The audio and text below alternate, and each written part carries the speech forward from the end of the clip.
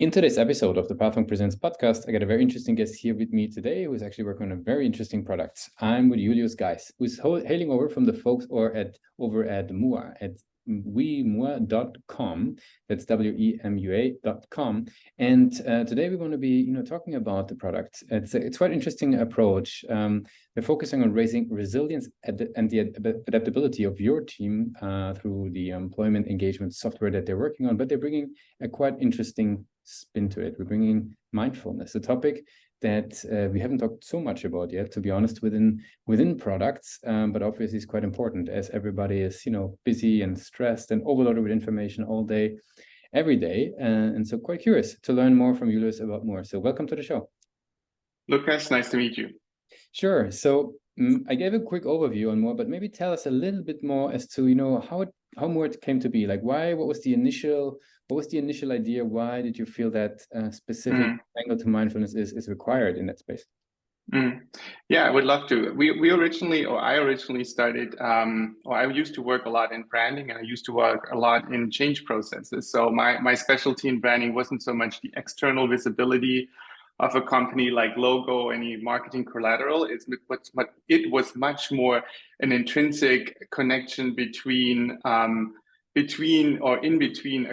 corporation. And while I was working with these companies on these change processes, many times I identified that there's a lack between the intention that we have in a change process and the actual doing of people. So I questioned how we could help people to identify these gaps. And I used the simple mindfulness exercises by literally just writing down your daily activities and reflecting on those daily activities. And while doing that in these 101s, we created quite a successful journey. We created quite a successful journey. So the question was, how are we able to scale the experience into what we now call an employment engagement software? And that's kind of like the birth ground of MUA. Yep, that makes a lot of sense. Now, in which environment, like which types of organizations, which sizes of organizations, which scale, potentially even particular industries, see like a great fit where it really comes to fruition? Let's start with the industry. I think all industries, using a computer, would fit using a software like ours. However, our passion when we founded the company was always to go beyond. We are not quite there yet, so we're still an early stage startup. But my vision was from the beginning to even include industry like truck drivers or specialty frontline workers, those who haven't real access to a computer, because of the simplicity of our tool. Since we're using symbolism and not verbalism to reflect on activities, it is truly ideal to expand into those industries. And when it comes to size, it's you can do it by yourself. We have subscriptions for single users, smaller teams, larger teams, on enterprise levels. I think there's no real limit when it comes to the power of mindfulness and the idea of self-reflection and self-awareness. Gotcha. Very cool. Now, maybe share us a little bit more about sort of the world of mindfulness and technology. Like, what is it? What's your perspective? How do they come together? What is needed in a product to actually, bring in mindfulness? Is that, is that design? Is that experience? Is that, you mentioned the verbalism versus the symbolism? Like, what is it? Is it decluttering? How do you think about that? Well, that's a good question. I think it's a bit of all of it. When we started designing the software, comparing to our competitors, or I'm just making hypotheses. I'm not sure how they designed their product, but how we observed their product, we felt what's missing is actually the employee-centric perspective. Like a lot of these tools, like these engagement tools, are built based on surveys. So what happens is a leadership team or an HR team has an idea of what they're interested in asking the employee. They're framing questions, and then they send these questions to employees, and then they answer them or they don't answer them. So what happens is there's already a biased interest in how you frame a question. That's just what questions are usually all about. So it already blurs a little bit the level of truth, et cetera, et cetera. So what we do is that all data that we are creating are coming from the actual experience an employee has throughout their day. Because the exercises, like I described at the beginning, we haven't really changed that. You have to write down your daily activities, like literally from drinking your morning coffee to meeting a friend to having a meeting in the office or having a client presentation or writing emails, whatever it is that you do throughout the day is tracked in our what we call activity widget. And then we ask the user, how did you feel when you did these activities throughout the days? And then they can answer with one of our 3 symbols, one for energizing experiences, the other on the contrary for more, activities that take energy away. So, but what's interesting is now it's actually about the user. So it doesn't really matter what feedback you're getting or whatever stuff. So it's really in the center of everything stands the interest that the employee can improve. And that simple question, that simple reflection drains you to become more mindful and to become more self-aware. As simple as it sounds, but truly most of these powerful meditations or when we talk about mindfulness in general are very simple exercises that then can create really impactful results. Very good. I mean, it's kind of in the nature of it, right? To be simple rather than to be complex. if it fosters absolutely. Yeah, no, you're right with this, and that's always the trickiest part, I think, when you develop a product, right? Because we're talking about features. There's so many ideas that you have and so many things that you could add, and many times you identify yourself saying, wait a second, if I do that and do that, we're kind of like losing the spirit of the core intention of what the product is. And to your point, yes, it should be very simple. It should be very effortless in a way, and it should be like everybody should be able to do it. So, for example, we don't have a feature in our current software that you can jump ahead in time, which was requested many times, because we said, I get it, but our tool is not to schedule your plan or to schedule anything or manage your time. It's really to go into retrospective and reflect on what you have done, to create a completely different learning experience. And that change in mindset is really tricky for a lot of users because we come just from a performance-based mindset, that it's rather time management or anything like that than taking the time to just, recap on what you have done.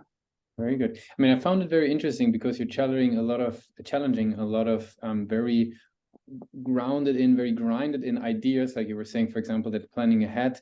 My question would be, what have you learned, or how have you experienced the journey of communicating and messaging such an idea? Because it is in a way quite novel, right, to a lot of users, that this layer is kind of thought into a technology and then brought into a product. What's your experience in communicating such I would call them rather complex ideas when it comes to comparison many other software products out there?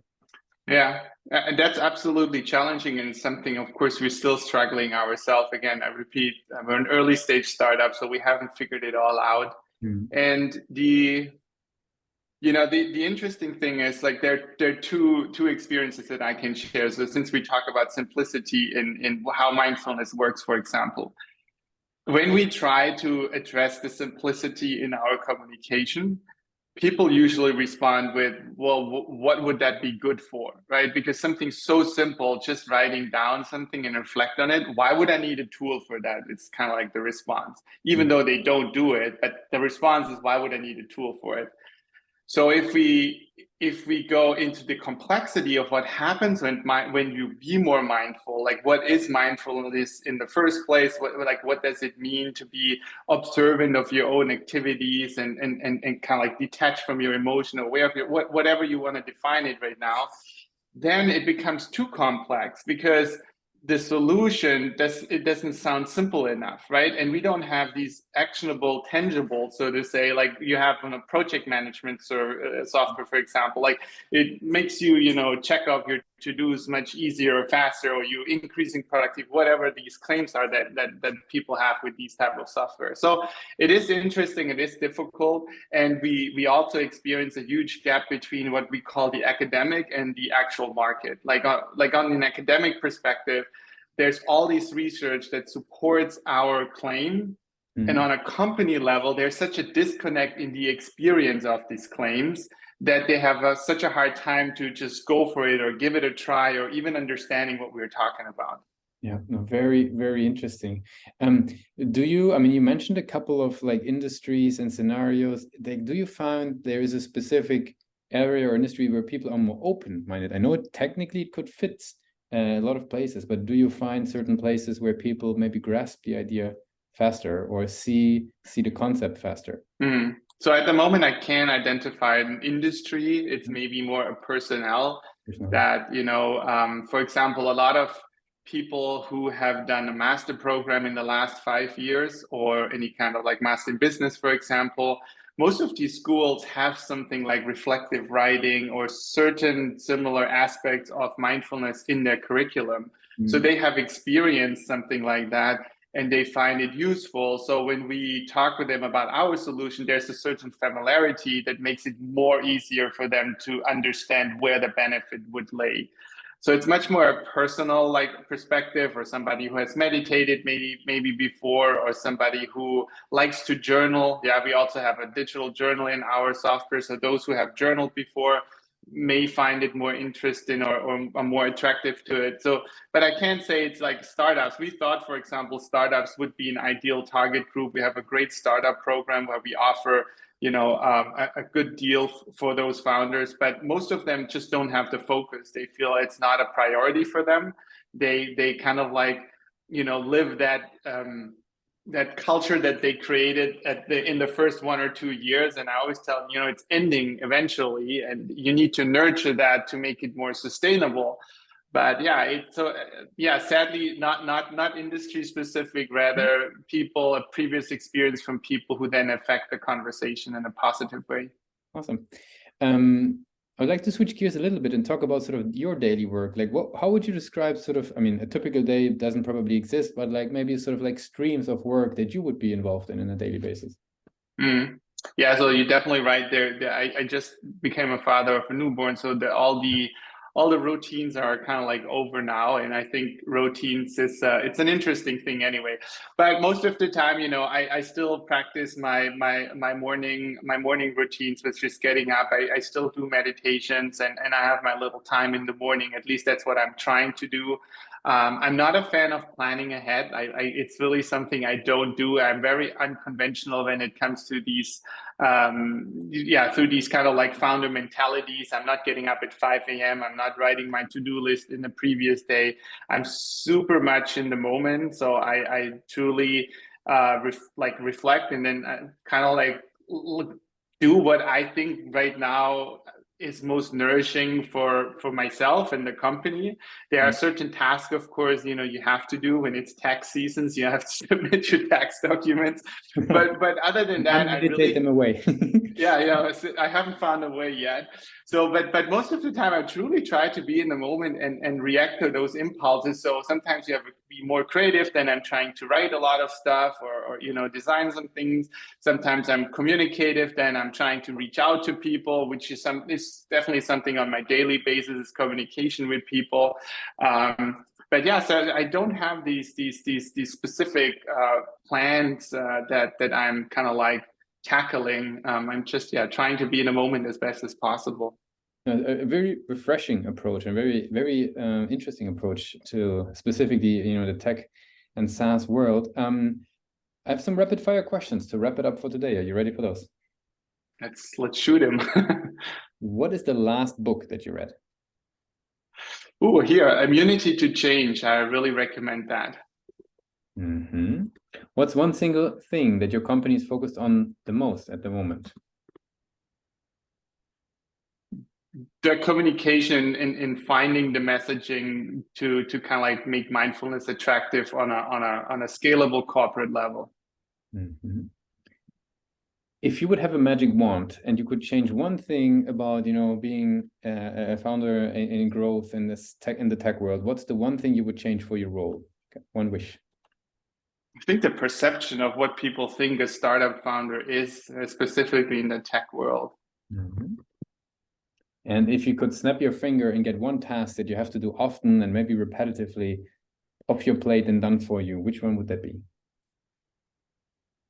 communicating with my CPA and all type of tax and bookkeeping work.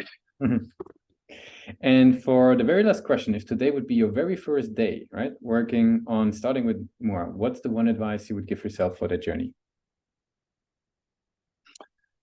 I would do things a little differently, and I would say that the advice is to take it a little slower and to truly let things unfold and limit my expectations and perceptions in what the outcome would look like. Very interesting. Could you give us a bit of sort of background on this? Because I think it sounds quite interesting and can be helpful for a lot of folks who are listening in. Yeah, I mean, yes. So I think when I started with MUA, there's, I'm not 21, I'm 39. And so you have a little bit of past experience and an idea of what you can accomplish and what success look like. And also, what the product should become. So I think I was so focused on executing the idea that I had in the past, the strategy that I developed and I thought is the right one, that I missed the signals along the way at times that we should actually go into a different direction much sooner than I have chosen to do so. So for example, in our case, we started out with a physical journal and not a digital product. It was always intended to build a digital product, but there was a fear inside me that a digital product would cause the effect that people feel be spied on or something like this. So I wanted to start with a physical journal to eliminate that, to build trust, et cetera, et cetera. And that was just a very bad decision because it was a fear that I carried in myself and not so much the users. And I used that hypothesis kind of like and included that in my launch strategy. And it took me a while to change gear and then to change the direction again. But at this point, we have already spent a lot of time, energy, and money into developing, path number A, so to say. Gotcha. Julius, very, very insightful. Really appreciate a very unique, I think, perspective, which actually shouldn't be that unique, but it is in a way. To the table today. I want to give you the very last word. If somebody would be forgetting all that we discussed about MUA, what's like one or two things that they should take away? I think the power of reflection and mindfulness is the whole thing why we created MUA in the first place is to encourage people to, find what they love, do what they love, and share that love with others. And I think that to me is the biggest reminder in life in general. Let's spend time with things that truly fulfill you and make you happy, and don't waste any time with things that don't don't get you there or kind of like compromise that experience of life.